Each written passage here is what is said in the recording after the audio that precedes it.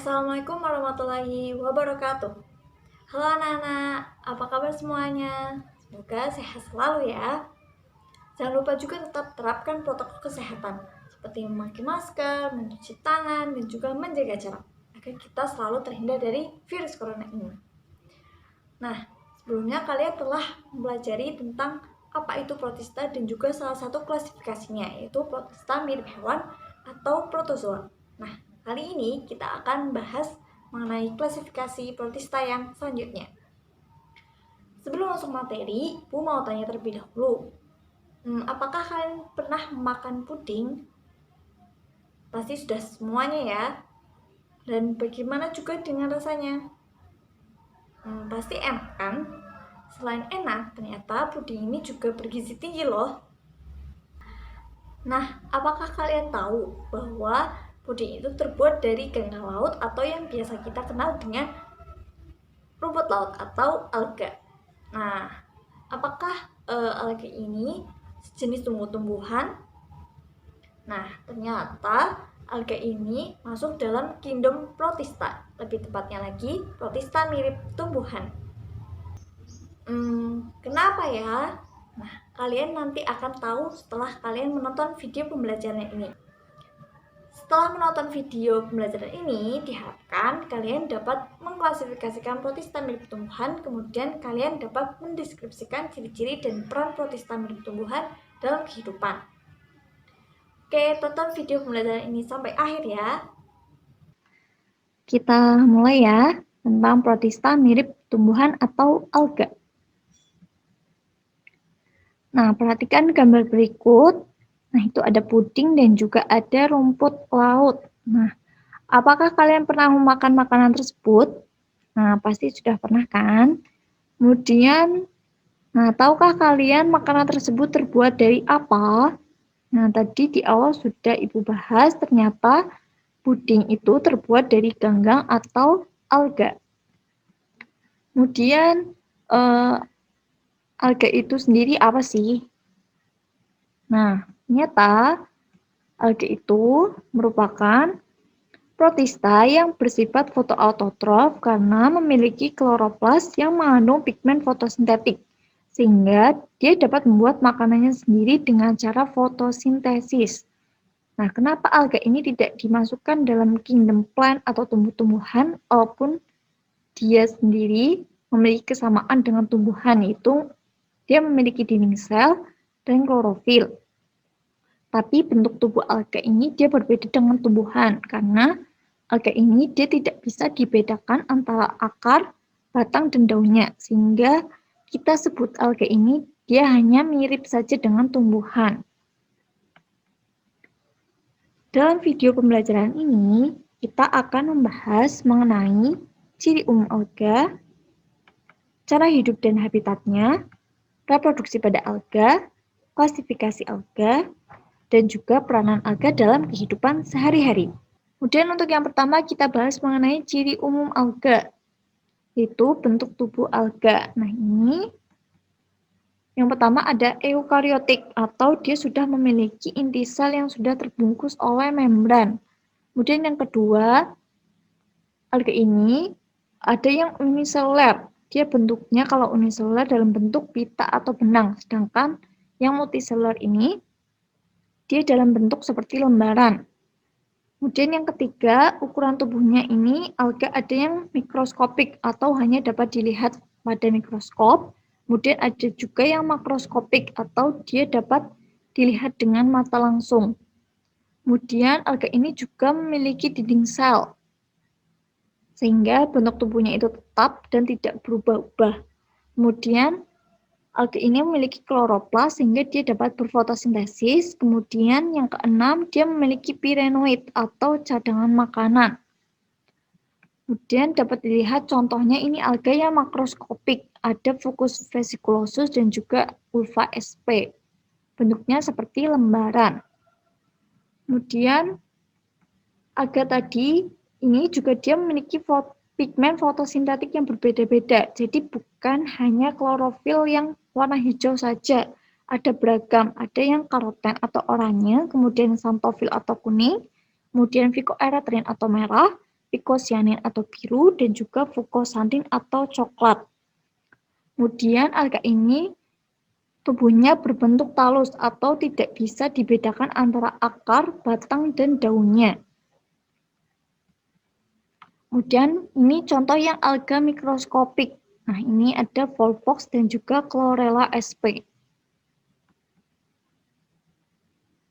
Kemudian kita membahas tentang struktur tubuh alga. Nah, ini contohnya pada alga yang uniseluler. Ini ada Chlamydomonas. Ini dia memiliki organel sel seperti protista lainnya. Ada mitokondria, kemudian aparatus Golgi, kloroplas, kemudian vakuola kontraktil, nukleus, dan lain-lain. Nah, kemudian alga ini dia juga memiliki pirenoid sebagai cadangan makanan. Kemudian alga seluler ini dia memiliki flagel untuk bergerak. Ini flagel kemudian dan juga eye spot atau bintik mata sebagai fotoreseptor. Selain itu, struktur tubuh alga yang ini ada yang multiseluler. Nah, ini bentuknya seperti lembaran. Ini contohnya ada holdfast, ini ciri-cirinya mirip dengan akar, kemudian stipe ini dia mirip dengan batang, kemudian blade seperti bentuk daun.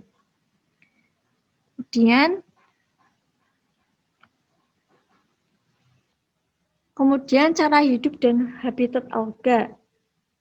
Nah, ini dia hidup di daerah yang lembab, baik di air tawar ataupun di air laut. Kemudian alga ini, dia ada yang hidupnya melayang-layang, namanya neoston. Kemudian ada yang hidupnya melekat, atau yang namanya bentik. Nah, bentik ini dia ada yang melekat pada batu, ada yang melekat pada lumpur, tanaman, ataupun hewan. Kemudian berdasarkan tempat hidupnya di perairan, nah alga ini dia ada yang hidup di permukaan air, kemudian ada yang secara periodik ke permukaan air, kemudian ada yang hidup di bawah permukaan air, kemudian ada juga yang di dasar perairan. Kemudian alga ini ada yang hidup soliter, ada juga yang berkoloni ataupun bersimbiosis dengan organisme lain. Nah, ini contoh simbiosis antara ganggang dan jamur, namanya itu lincen. Nah, dapat dilihat pada gambar. Kemudian reproduksi alga ini yang pertama secara aseksual. Lah ini kita lihat ada pembelahan biner. Nah, ini contohnya pada Euglena.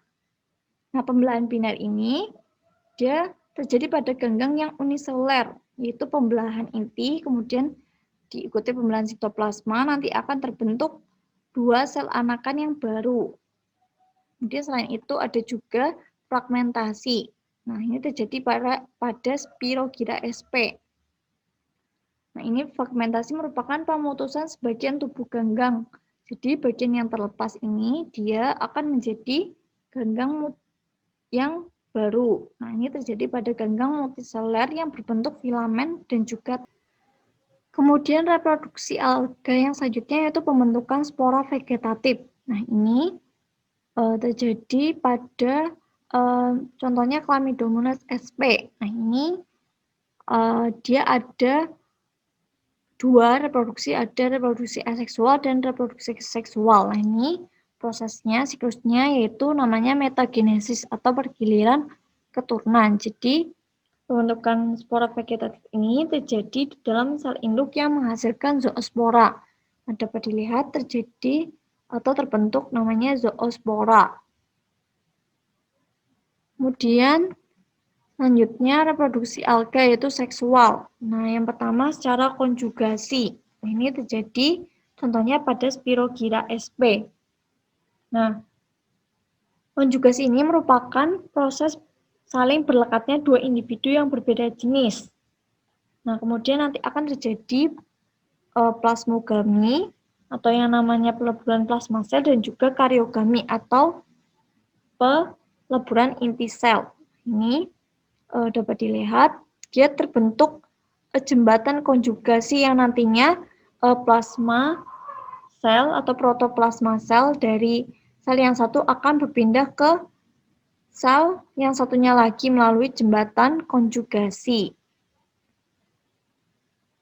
Kemudian yang kedua ini ada secara singami. Nah, singami ini merupakan peleburan antar dua sel gamet yang sama bentuk dan ukurannya tapi berbeda jenisnya.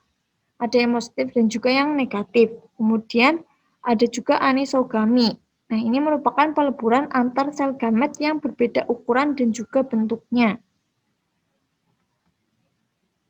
Kemudian klasifikasi alga ini berdasarkan pigmen dominan, keberadaan dan komponen penyusun dinding selnya, dan juga jenis cadangan makanan yang disimpan, kemudian keberadaan flagellanya, dibedakan menjadi 6 filum. Ada Euglenopitta, ada Chrysophyta, ada Pyrophyta, ada Chlorophyta, ada Phaeophyta, dan juga ada Rhodophyta. Nah, kita akan bahas satu persatu. Yang pertama ada Euglenoid. Nah, ini termasuk dalam klasifikasi Euglenophyta. Nah, ini dapat dilihat. Kemudian ini itu berasal dari kata eu yang artinya sejati dan glen yang artinya mata. Nah, ciri-cirinya yang pertama ada uniseluler, kemudian yang kedua motil atau dia dapat gerak dengan menggunakan flagel, bisa dilihat pada gambar. Kemudian dia mempunyai bintik mata atau stigma, dia sebagai fotoreseptor. Nah, dapat dilihat. Kemudian dia tidak berdinding sel, tapi dia mempunyai pelikel yang melindungi tubuhnya. Kemudian dia juga memiliki klorofil dan dapat berfotosintesis. Ada klorofil A, kemudian B, dan juga pigmen karoten. Kemudian cadangan makanannya berupa paramilon, reproduksinya secara pembelahan biner atau aseksual, dan habitatnya ada di air kolam dan juga sawah. Nah, contohnya ada Euglena sp. Nah, ini dapat dilihat pada gambar. Kemudian selanjutnya ada Chrysophyta. Nah, ini dari kata chrysos yang artinya emas, jadi kita sebut dengan ganggang keemasan. Nah, ini ciri-cirinya yang pertama uniseluler, baik ada yang soliter dan juga koloni, kemudian ada juga yang multiseluler. Kemudian pigmen dominannya karoten atau xanthophyll yaitu kuning, kemudian dia juga memiliki klorofil A, C, dan juga fukosantin atau coklat. Kemudian dia juga ada yang berflagella dan juga ada yang tidak. Kemudian dinding selnya dia terbuat dari hemiselulosa pektin atau silika. Kemudian cadangan makanannya berupa karbohidrat atau lemak. Habitatnya ada di air tawar dan juga ada di air laut. Kemudian reproduksinya secara vegetatif dan juga ada yang generatif. Nah, dapat dilihat contohnya, ini ada Sinura, kemudian ada Navicula bullata, dan juga ada Vaucheria sp.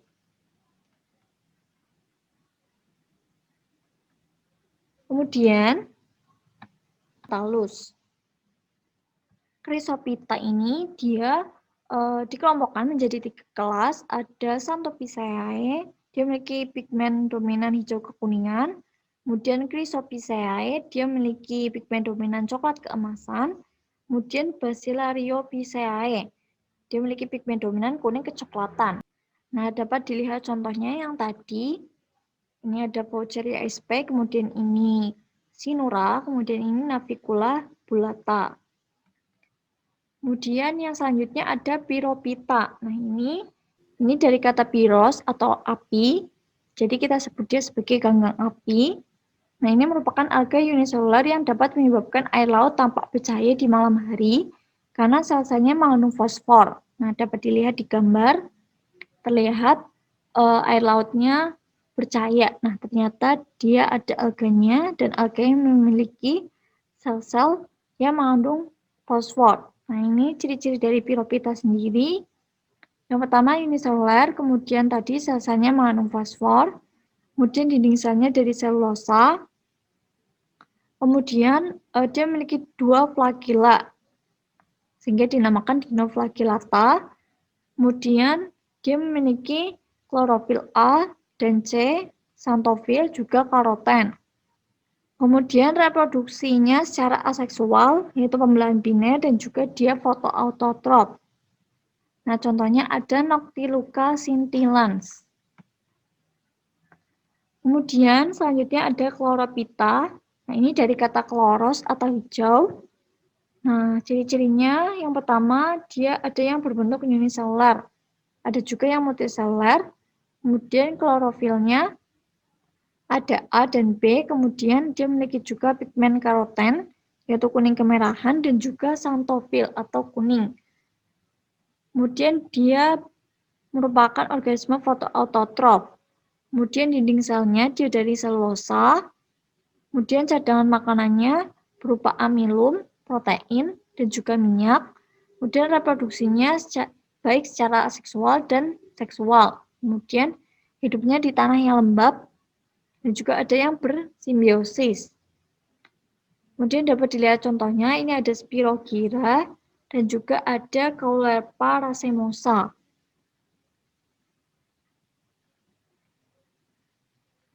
Kemudian selanjutnya Phaeophyta. Nah, ini dari kata phaeos artinya coklat, jadi pigmen dominannya itu fokosantin atau coklat.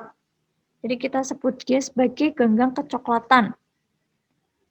Nah, ini ciri-cirinya kebanyakan itu multiseluler, kemudian bentuk tubuhnya itu tegak, bercabang atau filamen tidak bercabang, dinding selnya dari pektin dan asam alginat, kemudian klorofilnya ada klorofil A dan C, kemudian xanthofil, kemudian cadangan makanannya itu berupa minyak laminarin, kemudian reproduksinya secara aseksual, yaitu fragmentasi, kemudian seksual yaitu anisogami dan juga metagenesis. Nah, dapat dilihat contohnya yang atas itu adalah Laminaria digitalis, yang kedua ada Macrocystis. Kemudian yang terakhir ada Rhodophyta. Nah, ini dari kata rhodos atau merah, jadi dia mengandung pigmen dominan vicopilin yang terdiri dari phycoerythrin atau merah dan vicocyanin atau biru. Nah, makanya kita sebut dia sebagai ganggang merah. Nah, ciri-cirinya dia kebanyakan multiseluler, kemudian dia bentuk tubuhnya ada yang benang atau lembaran, kemudian dinding selnya dari selulosa dan pektin, atau juga ada yang dari zat kapur, kemudian cadangan makanannya berupa tepung fluorid. Nah, ini digunakan sebagai bahan agar-agar. Kemudian dia memiliki klorofil A dan D, karoten, serta phycoerythrin dan vicocyanin. Kemudian reproduksinya secara aseksual, secara fragmentasi dan aplanospora, dan juga seksual, itu pembuahan sel telur dan spermatium di Carpogonium. Nah, ini contohnya ada yang atas Porphyra sp dan juga yang bawah ada Carolina officinalis. Kemudian peranan alga dalam kehidupan sehari-hari ada Chlorella sp sebagai protein sel tunggal, kemudian Ulva sp sebagai sayuran, Macrocystis sebagai hutan kelp di lautan, kemudian Geridium robustum sebagai bahan agar-agar, kemudian ada juga Navicula sp sebagai bahan penggosok, dan juga ada Porphyra sp, itu pembungkus nori yang kita sebut, pembungkus sushi yang kita sebut sebagai nori. Nah, itu dia tadi pembahasan kita mengenai protista mirip tumbuhan. Sudah paham semuanya ya? Nah, itu dia tadi pembahasan kita mengenai protista mirip tumbuhan atau ganggang atau juga alga. Nah, bagaimana anak-anak? Sudah paham semua kan? Oke, terima kasih telah menonton video pembelajaran mengenai protista bagian 2. Sampai jumpa di video selanjutnya. Semangat belajar. Wassalamualaikum warahmatullahi wabarakatuh.